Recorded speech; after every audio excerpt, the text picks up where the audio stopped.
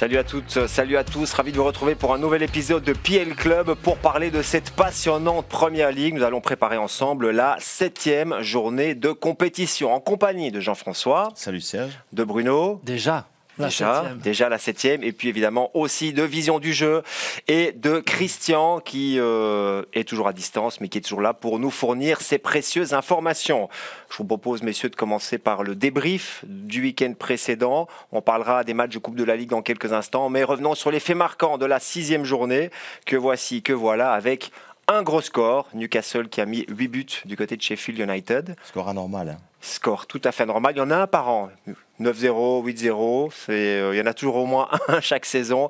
8 buteurs différents, 3 assists pour Trippier. On les verra dans quelques instants. Everton, enfin, la première victoire. C'est une petite bouffée d'oxygène pour les Toffees qui étaient déjà en difficulté la saison dernière. Mais confirmé en Cup. Et confirmé en Coupe de la Ligue, pas en Cup, en Coupe de la Ligue, puisqu'ils ont été gagnés à Aston Villa. Manchester City, 18/18. Haaland aussi. Haaland aussi, bien sûr.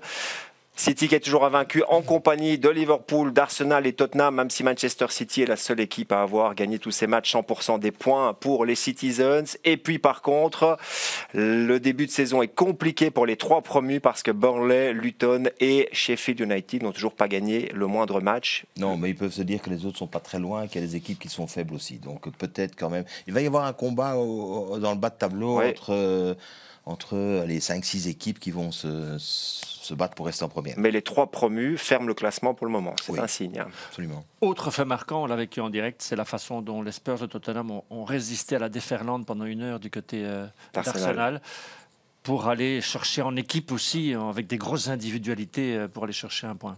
Fait marquant en image, les 3 assists de Trippier sur 3 buts consécutifs en plus sur ce gros score du côté de Sheffield United. On peut dire que Newcastle, après un début de saison hésitant, il y a eu ce 0-0 du côté de Milan. Ça va beaucoup mieux. Ça reste 3 défaites quand même aussi, donc c'est une saison un peu plus compliquée. Après, comment marquer sur phase arrêtée? On en a déjà parlé souvent avec Christian, mais il faut un bon frappeur aussi. Et Trippier en est un. Voici son 3e assist. Bon, je le disais, 0-0 à Milan, grosse victoire à Sheffield United. Et puis en Coupe de la Ligue, mercredi soir, une victoire face à Manchester City. Première défaite de la saison pour les Citizens, avec une équipe remaniée parce que notamment Haaland n'était pas sur le terrain. On va leur laisser, je crois qu'ils vont laisser 2-3 petits trucs à leurs adversaires. Ils ne gagneront pas tous cette année, quoi. Voilà, non, ils ne feront pas le quadruplé en tout cas. Ils vont peut-être faire encore le triplé, mais pas le quadruplé. Je crois que ça les a... Vous savez, il y avait une grande discussion aussi avec Guardiola sur la façon dont l'équipe retourne après les matchs. Donc il n'y avait pas d'avion de disponible, il fallait aller en bus, il rentrait à 2h du matin. Là, on est dans l'organisationnel. On est dans l'organisationnel et Guardiola a relevé que ses joueurs étaient fatigués. Que voilà. C'est fragile un joueur de foot. Oui, il signale aussi que c'est quand même l'occasion de faire jouer les joueurs qui jouent moins. Oui. Et il dit maintenant on est éliminé, j'aurais plus l'occasion de les faire jouer. Donc il remet aussi la responsabilité sur ceux qui ont joué et qui ne se sont pour autant pas qualifiés. Ouais, il y a aussi évidemment quelques blessés. Bernardo Silva n'était pas là, De Bruyne n'est pas là jusque début janvier. Donc première défaite, c'était en Coupe de la Ligue. Une coupe où on a l'habitude aussi de faire tourner les effectifs. Chelsea, par contre, a battu Brighton dans cette Coupe de la Ligue. Et un petit mot sur la position de Chelsea au classement. Ils sont déjà à 9 points de la 5e place. Ils n'ont marqué que 5 buts. Ça veut dire que Newcastle, qui a fait 0-8 à Sheffield United, a marqué plus en un match que Chelsea depuis le début de la saison. Le projet sportif ne prend pas forme, n'est pas clair et ne démarre pas encore du côté des Blues. Ils ont basé le projet sur un attaquant qui n'est pas là, qui est blessé. Il le souligne. Il est très content. Mauricio Pochettino. Il est très content de la façon dont son équipe joue. Ce qu'il manque, c'est d'efficacité devant. Et c'est une règle essentielle en foot quand même. Oui, effectivement. Ouais, mais j'avais des petits doutes sur le projet de Chelsea. On va encore leur laisser un petit peu de temps, mais... Oui, mais là... Le retard est déjà conséquent. Oui, mais enfin, il n'y a déjà pas de Coupe d'Europe cette année. Imaginez encore une saison après 1 milliard d'euros de dépensés.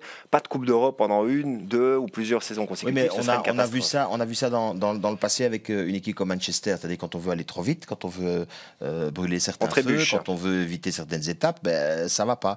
Et le problème, c'est qu'à un moment donné, il il faut pouvoir se dire c'est un redémarrage, c'est un reset, c'est quelque chose qu'on remet. Le reset, ils l'ont fait maintenant. Ça, oui, non, mais ils l'ont fait, mais totalement. Mais il faut que ça marche. Oui, et ça marche pour l'instant pas. Allez, on va se plonger dans la 7e journée. On aura un véritable super Saturday. On va commencer par le match de 13h30 entre les outsiders de ce championnat, Aston Villa face à Brighton.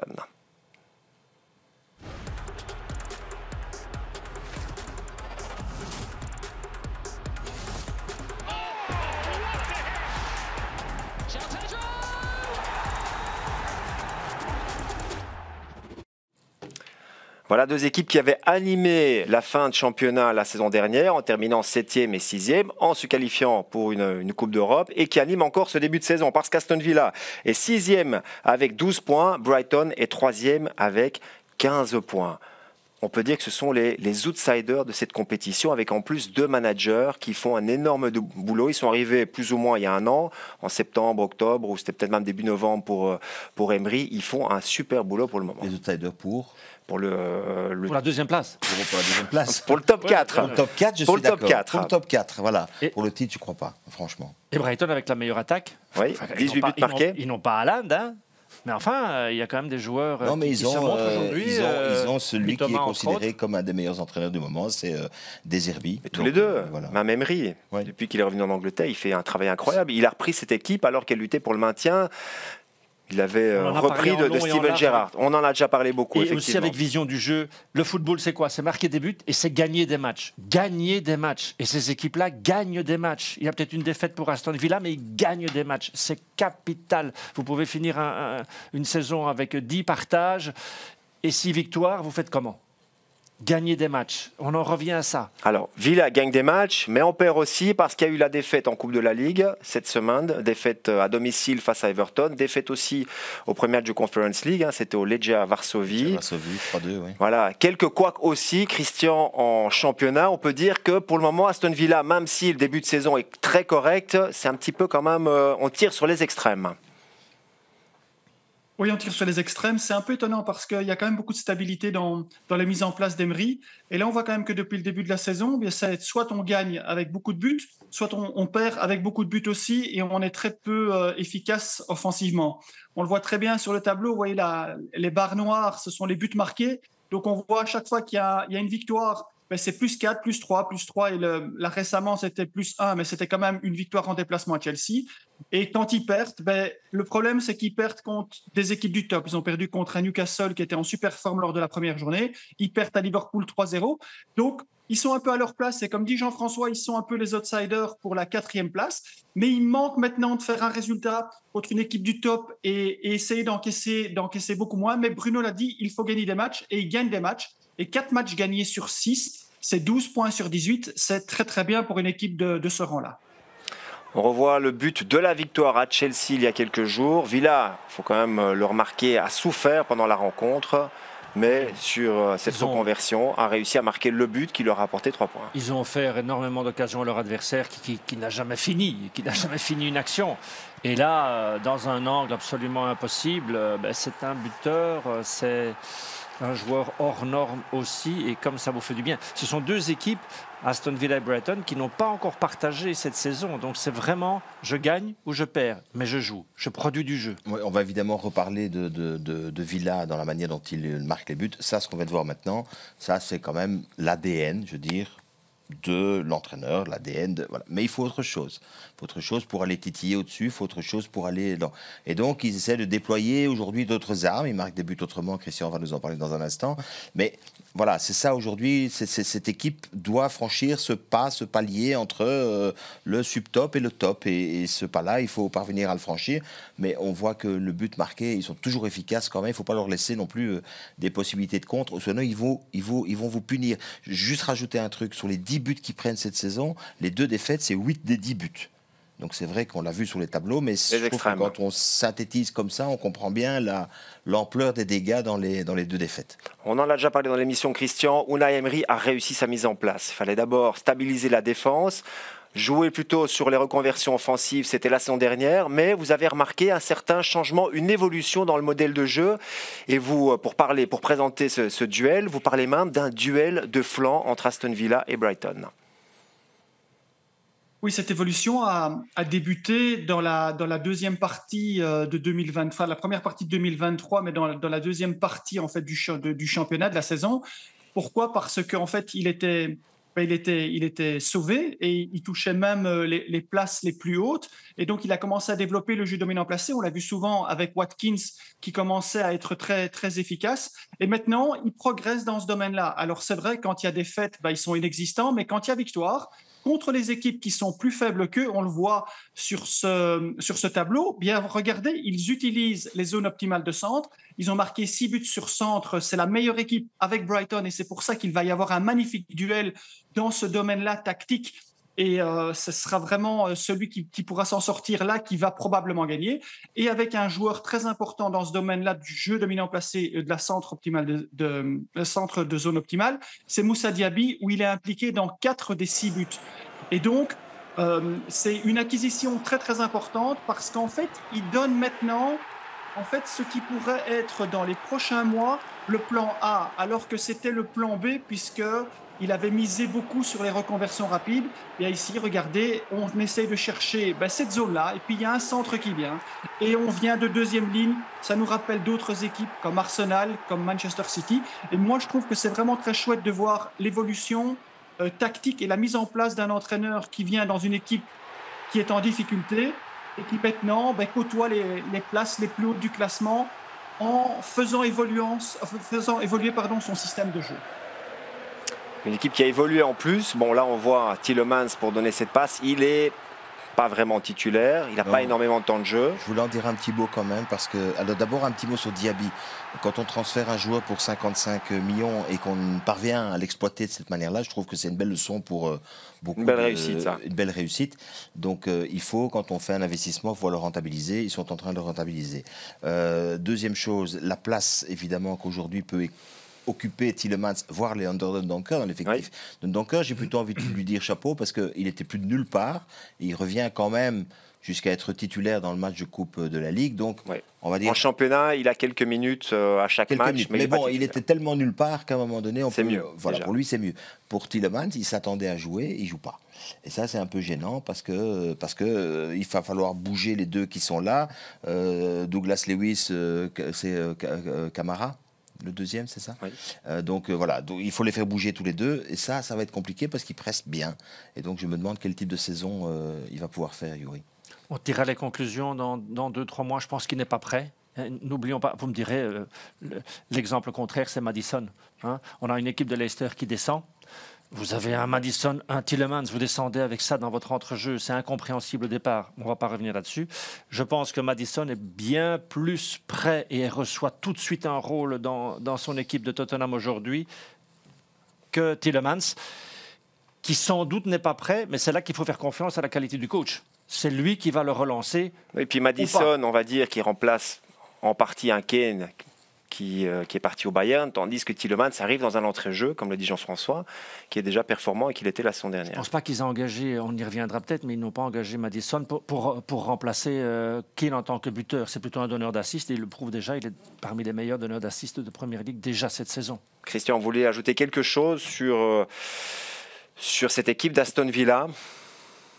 Et on voit qu'en fait, cette Première Ligue, c'est très impitoyable. On le voit avec Arsenal, avec les changements, avec les pressions qu'il a mis sur Ramsdale, sur Rice. Et donc, Tielemans aussi a ce devoir de quand il a une chance, de devoir la saisir. Hier, il a joué en Cup et c'est lui qui est à la base du but encaissé sur le premier but de Calvert-Lewin où il fait une mauvaise passe en retrait. Et donc, voilà, malheureusement, c'est impitoyable. Il y a beaucoup de concurrence et donc c'est les plus forts qui restent et il doit prouver qu'il fait partie des plus forts pour pouvoir s'imposer dans cet entrejeu d'Aston Villa. Sur la concurrence du côté impitoyable, c'est aujourd'hui, il faut bien se représenter que les noyaux en Angleterre, c'est 30 gars, 35 gars qui veulent tous jouer et qui ont tous les capacités de jouer. Les qualités. Et c'est là qu'évidemment c'est impitoyable. C'est oui, que et 50 gamins de 16-17 ans qui sont prêts, qui disent « je suis prêt hein. ». Bien sûr. Effectivement. Bon, du côté de Brighton, on l'a dit, c'est la meilleure attaque, 18 buts marqués, 2 buts de plus que Manchester City. C'est une équipe qui a marqué lors de 33 des 34 dernières rencontres de Première Ligue, donc depuis que De Zerbi est arrivé. C'est une équipe donc très efficace et qui l'est aussi, comme vous allez le montrer Christian, sur les flancs et notamment sur cette recherche des half space. Oui, Serge, voilà, comme on l'a évoqué un peu il y a 3-4 minutes, c'est ce duel sur ses flancs qui est important et cette équipe qui a marqué dans 5 des 6 matchs plus de 3 buts s'impose dans ce jeu dominant placé comme des équipes comme Manchester City ou comme Arsenal. Et donc, ils utilisent aussi ces zones optimales de centre. Il y a beaucoup de passages par les flancs et ils sont très forts à l'image notamment de ce Julio Enciso et de Mitoma et tous les joueurs qui participent à cette construction par les flancs. Ils sont très forts et sont très durs à contrer. Et donc, on va voir ce que ça va donner dans le courant de la saison pour voir s'ils peuvent garder et ils peuvent perdurer dans ce domaine-là. On rappelle que c'est une équipe qui en un an a perdu Trossard, a perdu McAllister, a perdu Caicedo et qui pourtant, et on le dit à chaque fois, mais on doit le souligner, a des ressources offensives incroyables. Ça prouve qu'il y a un groupe, qu'il y a un système. Et que dans un système qui marche, on peut interchanger parfois les joueurs et d'autres qui se révèlent. C'est ça extraordinaire. On a souvent relevé avec cette équipe qu'elle ose, elle prend des risques, même à partir de sa base arrière et sa façon de relancer. Ils assument ça complètement. C'est une équipe tellement joueuse. Ça vient de tous les côtés, même s'il y a cette priorité de cette zone dont nous explique Christian. Mais comme c'est agréable à commenter, pour nous, une rencontre où joue Brighton, parce que ça prend des risques et ça ose. Alors dans les rencontres avec Brighton, il y a au moins 4 buts donc encaissés ou marqués depuis le début de la saison à chaque match. Donc on ne peut pas s'ennuyer en regardant Brighton. Donc les gens s'ennuieront pas ce week-end non plus. Hein. Donc j'ai juste envie de rajouter que évidemment qu'une équipe pour surprendre, il y a beaucoup d'ingrédients qui comptent. Il y a un des ingrédients qui compte, c'est malgré tout la vitesse. Que ce soit à un moment donné, il faut pouvoir créer du mouvement et de la vitesse. Sinon le football il va stagner, il va rien se passer. Et donc Mitoma, Adingra, ce sont des joueurs qui apportent justement cette vélocité, cette vitesse, cette improvisation parfois et ce côté un peu foufou d'une équipe qui peut marquer beaucoup de goals. Donc voilà. Mais dans le match ici, l'inconnu, c'est de savoir finalement ça va se jouer à Villa. Donc malgré tout, les deux équipes ont aussi la capacité, bien sûr, ça peut être une bataille de flanc, mais ça peut être aussi, et on l'a vu sur un début de Brighton maintenant, ces deux équipes ont aussi la capacité de punir l'adversaire sur des transitions, des reconversions. Donc c'est un match qui peut se jouer, oui, sur les flancs, mais c'est un match qui peut aussi se jouer dans une trop grande prise de risque, que ce soit du côté de Brighton ou du côté d'Aston Villa. Et donc, ils sont punis derrière. Parce qu'il y a quand même cette capacité-là dans les deux équipes. On a parlé de l'ADN un peu d'Aston Villa pour... de ces transitions, de cette capacité. Je pense d'ailleurs que si, alors là, évidemment, on ne parle pas dans l'efficacité pure, mais en tout cas dans ce que la Première Ligue nous renvoie parfois comme signaux en disant, quand même, dans la philosophie, dans les envies de Villa cette saison, il y a toujours cette envie quand même de jouer vers l'avant. De jouer vers l'avant, de placer des contres. Et ils ont un total, je dirais, d'action offensive, je dirais, de football direct. Ils ont un total assez élevé cette saison. Donc il y a quand même toujours cette idée-là qui traîne quelque part dans l'ADN de l'équipe. Et si on vient à Brighton, et si on parle de vitesse, on est obligé, Christian, de parler de Mitoma. Oui, et c'est pour compléter ce que dit Jean-François, il ne faut pas oublier que cette équipe a quand même marqué 4 buts sur transition rapide. Donc, ils ont un plan B quand ça ne va pas. Et ils savent aussi faire le dos rond et attendre l'adversaire pour partir en transition. Donc, comme dit Jean-François, ça va être deux équipes qui vont pouvoir en fait avoir un duel très intéressant dans plusieurs niveaux. Attention, je voulais ajouter une chose par rapport aussi avant de parler de Mitoma. C'est la seule équipe qui n'a pas encore marqué sur phase arrêtée sans penalty. Donc, cette équipe n'a pas encore un éventail de 30%, 25-30% pour marquer encore plus de buts. Par rapport à Mitoma, on le voit, en fait, il s'est imposé directement quand il est arrivé. Et surtout, en fait, il nous montre quelque chose d'extraordinaire, c'est qu'il a cette capacité, comme on va le voir sur un des buts, à pouvoir prendre le ballon, à faire des actions individuelles. Et surtout, en fait, quand il n'est pas à l'assist, en fait, il a cette faculté de se déplacer vers l'intérieur du jeu et de pouvoir réceptionner des ballons entre le point de pénalty et le petit rectangle. Là, donc, on le voit, c'est cette fameuse pénétration de out vers in dans cet enchaînement où il va jusqu'au bout. Et là, on le voit, il a donné le ballon, il se déplace vers l'intérieur, il reçoit le ballon, il est pratiquement en face à face avec le gardien, alors qu'il n'est pas nécessairement censé être là. Et sur le dernier but, on va le voir aussi, c'est un centre qui vient et il est là pour conclure de la tête ou à l'entrée du petit rectangle, de nouveau dans cette même zone. Donc c'est très intéressant, il est à la fois performant dans les assists pour son flanc, il est aussi performant pour marquer des buts, mais à l'entrée du petit rectangle, c'est formidable. Je juste un petit truc sur Mitoma. Je ne sais pas s'il y a des jeunes qui écoutent l'émission aussi, mais il faut se souvenir. On espère. Non, mais il faut se souvenir juste d'une chose. C'est que pour les Hauts. Quand il est à l'Union Saint-Gilloise, il a passé beaucoup de temps sur le banc. Et je voudrais dire que dans l'évolution d'un joueur, il faut parfois être patient. Vous voulez dire qu'il faut passer sur le banc avant de pouvoir performer? Je veux dire qu'il faut être patient et que quand on est patient et quand on est bon et quand on écoute et quand on a un objectif, qu'on s'est fixé l'objectif de la réussite, il faut parfois, voilà, je me souviens de Mitoma qui était à un moment donné, sous Felice Mazou, le facteur X qui pouvait monter au jeu pendant 30 minutes, qui débloquait une situation, qui débloquait un match, etc. Je veux simplement dire ça. C'est pas que dans le football, que la patience est plutôt une bonne chose. Voilà, mais c'est de le rappeler et je suis super content de le voir aujourd'hui exploser comme il explose en Angleterre. De Mazou à la classe mondiale, il n'y a qu'un pas. De Mazou à la Première Ligue. Ah oui. Christian, ça vous fait réagir? Oui, il est monté au jeu ce week-end. Il marque les 2 buts en montant au jeu et en marquant à la 46e directement. Donc voilà, ce sont des gens qui sont concernés.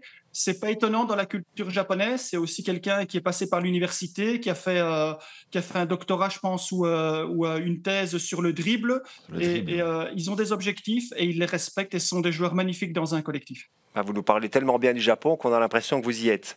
Voilà pour cette rencontre. À signaler quand même qu'Aston Villa a battu 2 fois Brighton la saison dernière, qu'il y a eu un accident pour Brighton, c'était la défaite à domicile face à West Ham, alors que Brighton avait 80% de possession de balle, a eu plein d'occasions. Attention quand même, parce que c'est une équipe qui prend des risques, mais qui peut être punie aussi. Vous imaginez, il y a 2-3 ans, se dire qu'un des matchs phares de cette 6e journée, c'est Aston Villa-Brighton, c'est exceptionnel. C'est ça la beauté, c'est ça aussi l'évolution de la Première Ligue, parce qu'on a des belles surprises comme ces 2 équipes. Rendez-vous donc samedi à 13h30, coup d'envoi pour le premier match du week-end. L'affiche, c'est celle de 18h30 et elle va opposer Tottenham à Liverpool.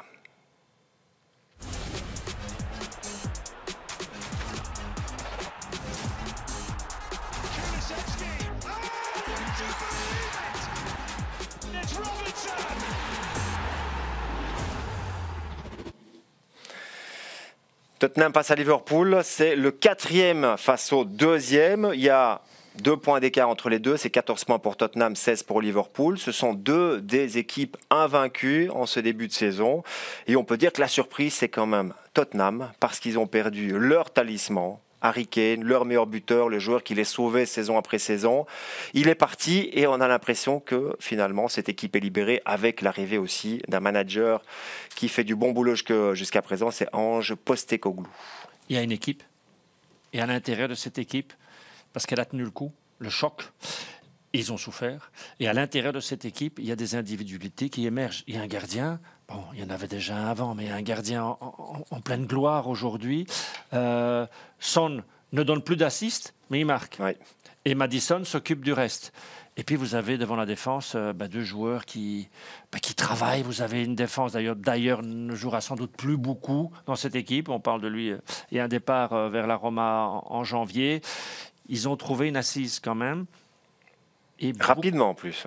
Oui. Parce qu'il y a pas mal de nouveaux joueurs. Oui, et puis ils peuvent souffrir. Écoutez, Heuchberg qui doit monter à 20 minutes du terme. Ouais. C'est symbolique aussi. Attention, je suis d'accord, Son ne donne plus d'assists dans les chiffres, non, mais des ballons de but, oui. Enfin, on a fait le match ensemble. Le ballon qui donne à Johnson avec l'arrêt exceptionnel, ceci dit, du gardien d'Arsenal. Mais pour le reste, moi j'ai envie de dire que ce qui a changé, c'est évidemment le fait qu'il n'y a plus Kane, mais qu'au sein même de l'équipe, qui est une vraie équipe, on a vu ça, avec une capacité de réaction et des gens qui ont donc des joueurs qui ont donc un gros capital moral, courage.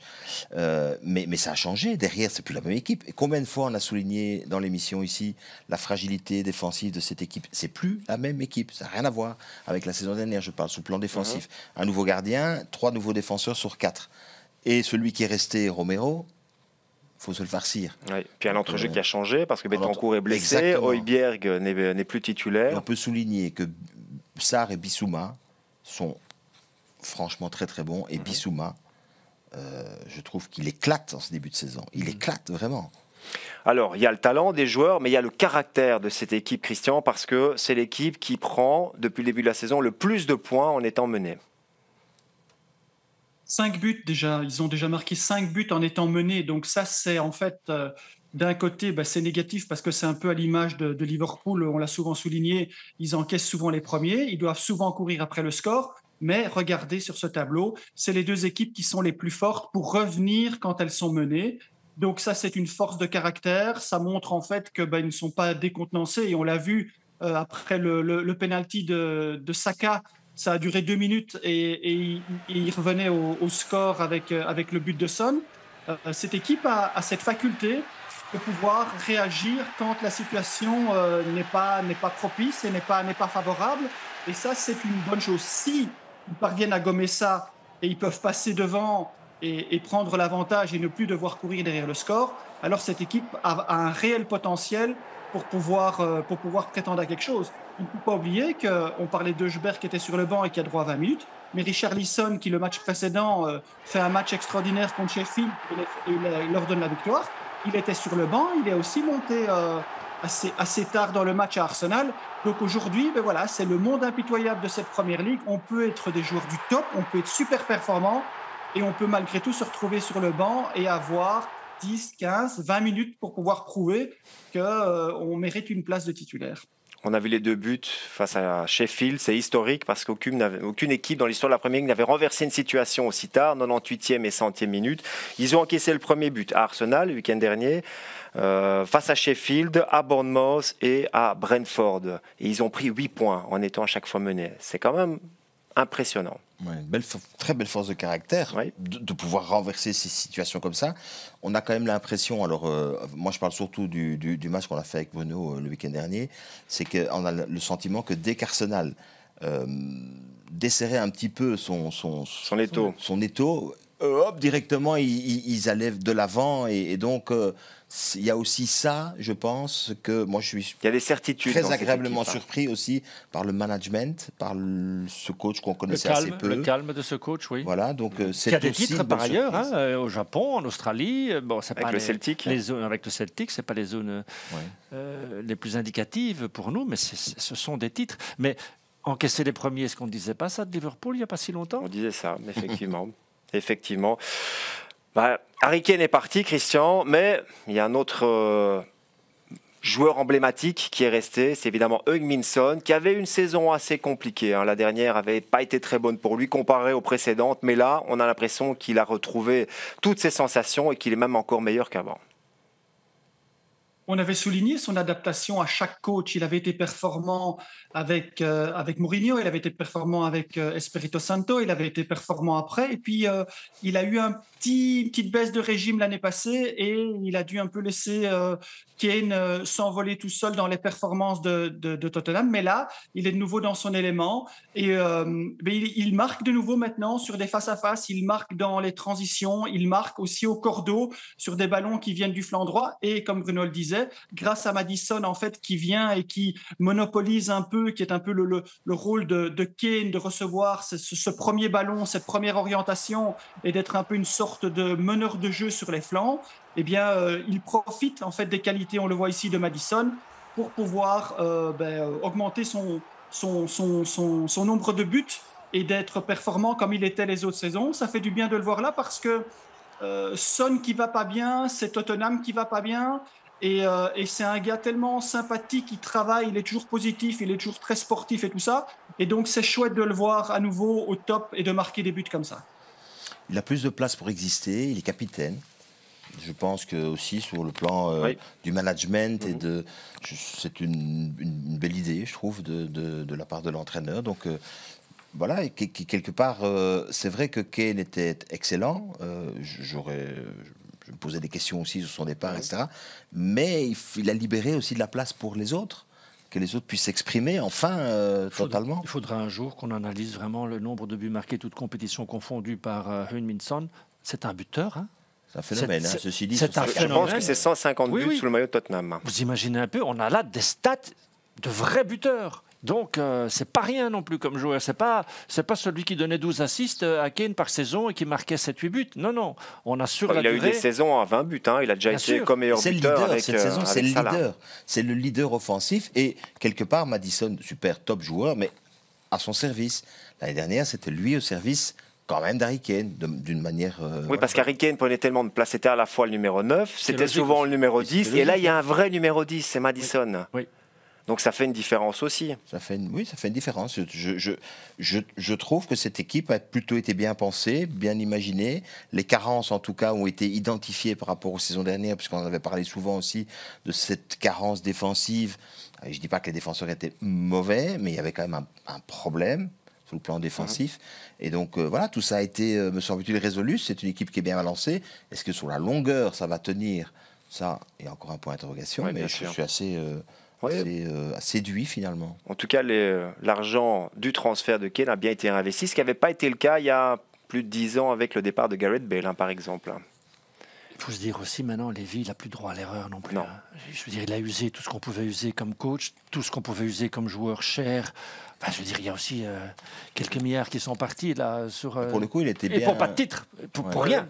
Il est bien conseillé parce qu'aller chercher. Postecoglou, il fallait quand même le faire. Oui, effectivement. En tout cas, on a parlé de Maddison. Ce sera, Christian, le duel entre les deux meilleurs passeurs du championnat. On aura Maddison d'un côté et puis un Mohamed Salah qui fait aussi un début de saison absolument tonitruant. Oui, il y a Neto aussi à Wolverhampton qui performe énormément en termes d'assists. Mais oui, on va avoir un magnifique duel. On a vu dans Aston Villa Brighton un magnifique duel sur les flancs et dans la transition. Là, on va avoir un duel individuel entre Maddison et Salah au niveau des assists. Alors, vous voyez, je veux juste une petite rectification, j'ai mis 5 assists pour Salah. La Première Ligue lui en donne que 4 parce que le dernier but de Elliott a été donné à un joueur contre son camp, mais dans l'intention, il y avait vraiment une intention de donner l'assist, donc j'ai gardé les 5 assists de Salah. Mais voilà, regardez, Christian, on va avoir des problèmes avec la Première Ligue. Hein. Si vous passez au-dessus de leur stats, on va avoir des problèmes avec la Première Ligue. Vous les envoyez chez moi, Serge, je discuterai avec eux. Bon, on peut voir quand même les assists. Je vous laisse terminer, Christian, allez-y. Non, c'est très intéressant parce qu'en fait, ils donnent des assists dans les domaines différents avec peut-être une particularité différente pour Maddison, c'est que lui aussi peut donner des assists sur phase arrêtée, ce qui sera très important dans le courant de la saison. Mais voilà, regardez, chacun dans leur position sur les flancs, comme pratiquement, je vais dire, des meneurs de jeu, qu'on essaie de trouver en première intention et eux déclenchent alors l'action finale, bien là on le voit, ça va sur les flancs et quand le ballon est chez eux, et voilà, ça va vite. C'est des passes tranchantes, c'est des passes de but, c'est des passes définitives et c'est des joueurs très importants et ils vont être très importants dans le match de ce week-end pour définir le score final de leur équipe. Ah, c'est plus des assists, là, ce sont des caviars livrés par Mohamed Salah. À sa grande époque, elle n'a pas fini sa grande époque, il les mettait lui-même au fond. Mais il a quand même déjà 3 buts, je pense. Oui, donc, il va gonfler son capital aussi, mais parfois l'assist est plus joli qu'un but. Petit changement quand même du côté de Liverpool depuis, je crois que c'est 2-3 matchs, c'est la présence de Gomez dans la défense, à la place de Trent Alexander-Arnold. Donc je ne sais pas si c'est temporaire, si c'est... On a tellement mis en exergue... C'est pas le joueur le plus rassurant non plus. Non, il avait été en difficulté à Newcastle, ça s'était bien terminé, on l'a vu pour Liverpool. Voilà, on verra. Il a joué aussi en Coupe de la Ligue, Gomez... Non, c'était Jones qui a joué arrière droit. En Coupe de la Ligue, c'était Curtis Jones qui a joué arrière droit. Par contre, je me souviens très bien sur ce plateau la saison dernière, on parlait du temps de métamorphose nécessaire peut-être à Klopp aujourd'hui pour rester déjà à Liverpool et pour clôturer peut-être ce chapitre merveilleux qu'il a connu avec les Reds. On retrouve une équipe très talentueuse et qui retrouve un pressing qui ne vous lâche pas. Et là où Arsenal a lâché un petit peu après l'heure de jeu, je ne suis pas certain que Liverpool, s'ils ont une emprise sur le jeu, vont lâcher aujourd'hui. Et donc, on a un nouveau test, grandeur nature pour les Spurs. Alors, on parlait du spectacle qu'on peut avoir dans Aston Villa Brighton. Là, on devrait aussi avoir une bataille immense. Ça va passer d'un côté à l'autre. La puissance offensive de Liverpool aujourd'hui. Immense. Parce qu'il y a des joueurs qui arrivent à maturité dans l'équipe, comme un Nunez, Darwin Nunez, Diogo Jota, évidemment, Gakpo, Salah. Enfin, ils ont un potentiel quand même énorme pour faire mal à cette défense de Tottenham. Et je retiens le mot intensité. J'ai l'impression que c'est un match qui va y avoir, dans lequel il va y avoir beaucoup d'intensité, parce que les deux équipes ont beaucoup d'intensité à livrer, à donner, et il y a surtout 2 entraîneurs qui poussent leur équipe à mettre cette intensité. Donc je pense qu'on risque d'avoir là un chouette combat. Je me réjouis aussi de voir ce qui va se passer au milieu du terrain. Franchement, ce qui m'a, moi, le plus impressionné dans le match de Tottenham de ce week-end, évidemment Son, qui est formidable, Maddison, très bien, mais le cœur du jeu, le milieu du jeu. Cette manière dont, à un moment donné, Arsenal s'était même mis tactiquement, je dirais, dans l'idée finalement de s'adapter à l'adversaire, c'est-à-dire de marquer Bissouma. Et c'est ça qui, aujourd'hui, a été impressionnant, je trouve. Et dès qu'ils ont relâché un petit peu Arsenal, parce qu'il y a eu des changements à la mi-temps, et hop, ils sont ressortis du match, et Bissouma termine athlétiquement la rencontre de façon incroyable, en plaçant encore des accélérations sur 20, 30, 40 mètres. Franchement, là, au cœur du jeu, c'est une belle équipe. On devrait donc avoir une très belle bataille du côté du Tottenham Hotspur Stadium. Coup d'envoi samedi à 18h30. Voilà pour ces deux rencontres. Le programme du week-end. On débutera donc à Aston Villa, 13h25, face à Brighton. Goals of the Day. Avec un fil rouge, vous l'avez en mémoire? Newcastle Burnley. Magnifique pour les Magpies qui doivent quand même aller chercher absolument une victoire. 3 défaites en 6 journées. Eh oui, Burnley aussi n'a pas encore gagné. Ah si, ils ont gagné en coupe.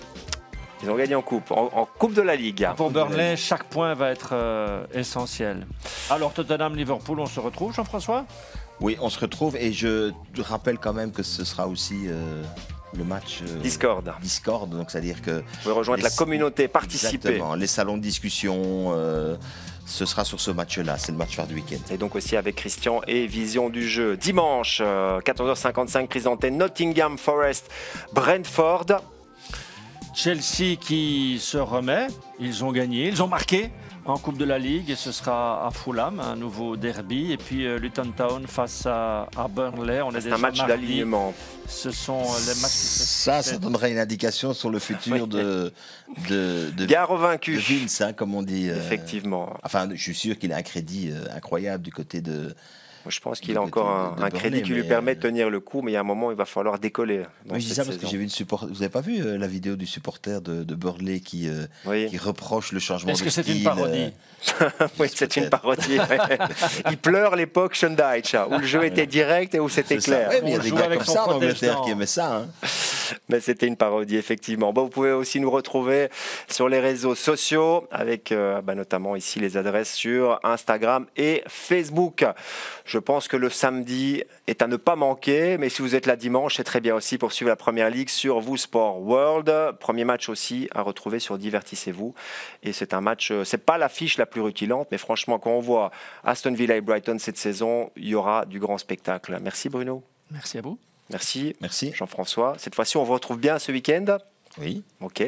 Voilà, pour le match de 18h30. Oui, avec Bruno. Eh ben voilà, c'est parfait. Parce que la semaine dernière, je vous avais annoncé alors que vous ne commentiez pas de match. Non, il y a 2 semaines. Il y a 2 semaines, pardon. Voilà. Christian, on vous retrouve, vous, la semaine prochaine. On s'en mêle pas les pinceaux. Rendez-vous jeudi prochain pour un nouveau Piel Club. Avec plaisir, Serge. Je changerai de pays, mais je serai là. On vous suit à la trace, grâce à votre GPS. Merci à vous, en tout cas, de votre fidélité. Passez un très bon week-end sur Vous Sport World et à très bientôt. Bye bye.